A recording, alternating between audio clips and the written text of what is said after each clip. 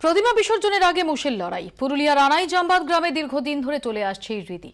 পুজোর পাশাপাশি আকর্ষণের কেন্দ্রে এই মোষের লড়াই। দশমীর পরের দিন কারা বা মোষের লড়াই, তারপর মোরগের লড়াই, আর সবশেষে বিসর্জন।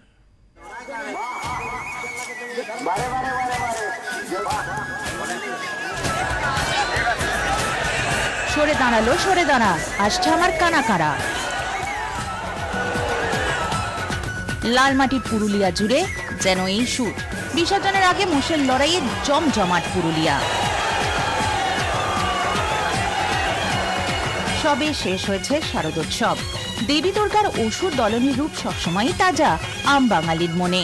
আর মোষের ভেতরে লুকিয়েছিল মহিষাসুর। হয়তোবা সেই উপমাতেই মোষের লড়াইয়ের সূচনা পুরুলিয়ায়। এই মোষ মালিকদের প্রেস্টিজ ফাইট। মান সম্মান সবেরই যে ভরসা ওরাই। সারা বছর মালিকরা তাদের যে যত্নার্থী করেন তার অনেকটাই নাকি এই দিনটার জন্যেই।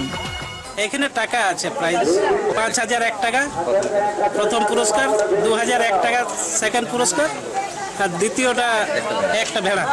দূর দূরান্ত থেকে লোক আছে, মোটামুটি প্রায় ১,৭০০ তো ধরতে পারেন।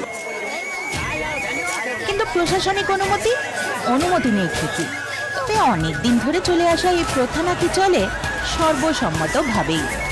অনুপ মুখার্জির রিপোর্ট, ২৪ ঘন্টা।